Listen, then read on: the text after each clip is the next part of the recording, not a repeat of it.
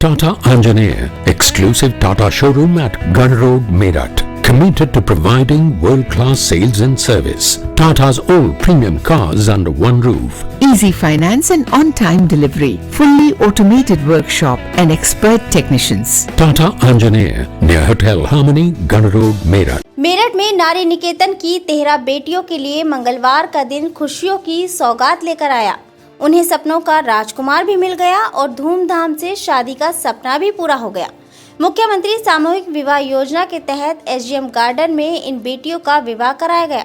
बाराती भी पहुंचे, जयमाला भी हुई, ढोल नगाड़े भी बजे और फेरे भी हुए, उपहार भी दिए गए और धूमधाम से विदाई भी की गई। महिला कल्याण, बाल विकास एवं पुष्टाहार राज्य मंत्री प्रतिभा शुक्ला ने इन बेटियों को आशीर्वाद देकर विदा किया और उनके उज्जवल भविष्य की कामना की।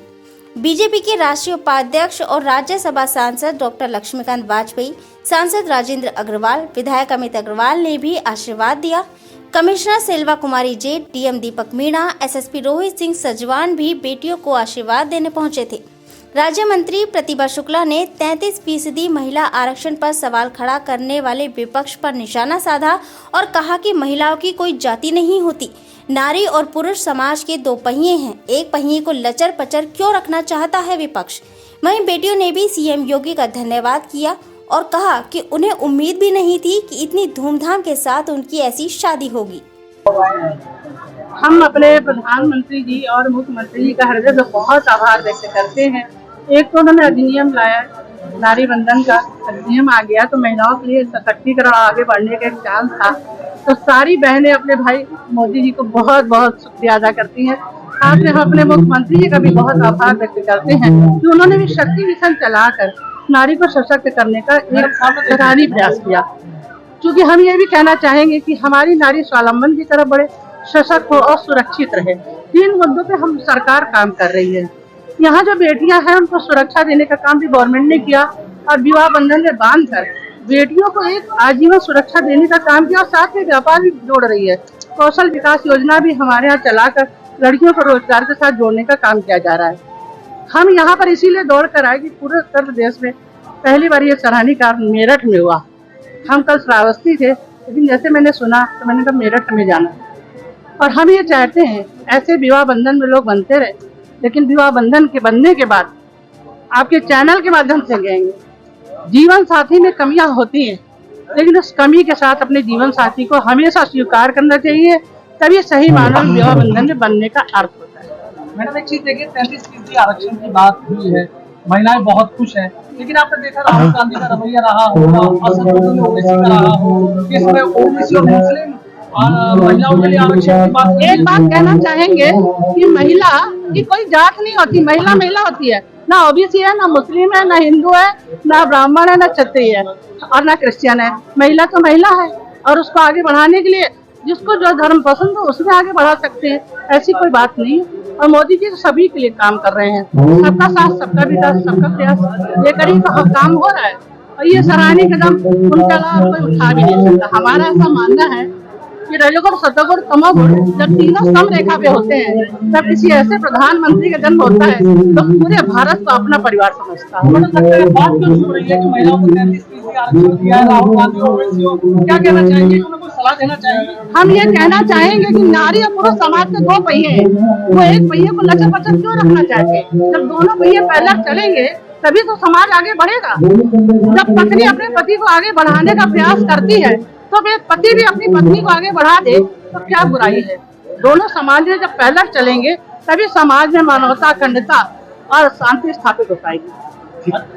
लोकसभा चुनाव आ रहा है, जैसा क्या लग रहा है, क्या नतीजे लग रहे हैं? ये कह रहे हैं, विपक्ष तो कह रहा है कि महिलाओं को 9 साल तक हम तो इसमें ये कहेंगे कि भारतीय जनता पार्टी हमेशा काम करती रहती है, उसका काम कभी बंद नहीं होता।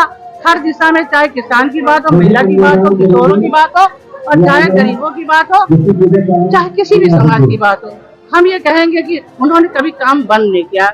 हम भारतीय जनता पार्टी के एक एक कार्यकर्ता लगातार काम कर रहे हैं और ये सेवा सप्ताह चल रहा है, मोदी जी का जन्मदिन चल रहा है, सेवा सप्ताह के रूप में मना रहे हैं। ज्यादा आयुष्मान कार्ड बना रहे हैं, विश्वकर्मा योजना को आगे बढ़ा रहे हैं, समूह के माध्यम से महिलाओं को स्वावलंबन की तरफ प्रेरित कर रहे हैं। ये सब काम किसके लिए? मानवता के लिए, मानवता स्थापित करने के लिए, भारत को आत्मनिर्भर बनाने के लिए। ये एक सराहनीय कदम है तो हम लोग कहाँ पीछे हैं। और जो काम करेगा तो जनता के हृदय में कहीं से स्थापित होगा ही, वो तो हटा ही नहीं सकता। तो जनता के हृदय में जो बात वो फाइनल हो जाएगी, कोई बात नहीं। देखिए, माननीय मुख्यमंत्री जी की कन्या विवाह योजना के माध्यम से हमेशा इस प्रकार के विवाह के कार्यक्रम आयोजित हुए। इसका विशेष महत्व इसलिए है कि आज जो हमारी बच्चियां संवासिनी गृह में रहती थी, छोटी आयु में जिनको तकलीफों का सामना करना पड़ा, वो सब आज विवाह बंधन में बंधी है। और जैसा अभी हमारी मंत्री महोदया बता रही थी, ये प्रदेश का पहला कार्यक्रम मेरठ के अंदर हुआ है। तो माननीय मुख्यमंत्री जी का हम बहुत सभी लोग विशेष रूप से अभिनंदन करते हैं। और देखिए, जहाँ तक महिलाओं की बात है, 2014 में माननीय नरेंद्र भाई मोदी जी की सरकार बनी, तब से लेकर के प्रत्येक स्तर पर महिला के सशक्तिकरण का, उसकी सुरक्षा का, उसको अधिक अवसर प्रदान करने का, उनको सुविधाएं प्रदान करने का, उनको शिक्षित बनाने का अवसर और उसको अधिक से अधिक उपलब्ध हो, ये सारी व्यवस्थाएं सरकार के द्वारा की गई हैं। चाहे वो स्वच्छता में शौचालय बनाने की बात हो या अन्य सब चीजें हों। अरे आज वो सेना के अंदर उनको कमीशन मिल रहा है, वो सब प्रकार के क्षेत्रों में जा रही है। और अभी तो नारी शक्ति वंदन अधिनियम पास हुआ है, आरक्षण की व्यवस्था हुई है।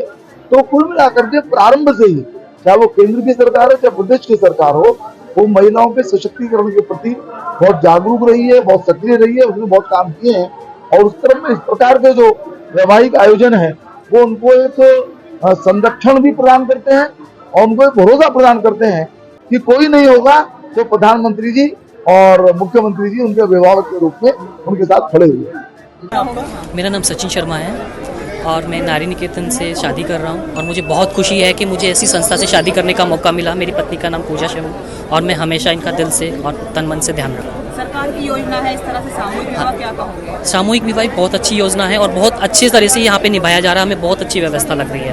तो दहेज रहित विवाह है, उसके लिए सरकार की क्या पहल है? गरीब काफ़ी अच्छा जो सहयोग उनकी तरफ से हो रहा है वो बहुत अच्छा हो रहा है। मैंने यहाँ की व्यवस्था देखी, उस व्यवस्था में भी जो हम सोचे थे उससे कहीं ज़्यादा है। और मैं योगी आदित्यनाथ जी का बहुत बहुत धन्यवाद करता हूँ कि उन्होंने इतनी अच्छी योजना चलाई। पूजा, क्या कहोगे? आज सरकार ने सामूहिक विवाह, इतना बड़ा खुशी का मौका दे दिया और क्या कह सकते हैं इसके लिए। मैं तो थैंक यू कहना चाहती हूँ योगी आदित्यनाथ को, जिन्होंने हमारे लिए इतना कुछ सोचा शादी के लिए और इतनी अच्छी जगह अरेंजमेंट करा। ये मेरे लिए बहुत है। थैंक यू जिसने भी करा। ऐसी ही तमाम खबरों में बने रहने के लिए हमारे चैनल न्यूज़ ब्लॉग्स को सब्सक्राइब करें, वीडियो को शेयर करें और लाइक करना ना भूलें।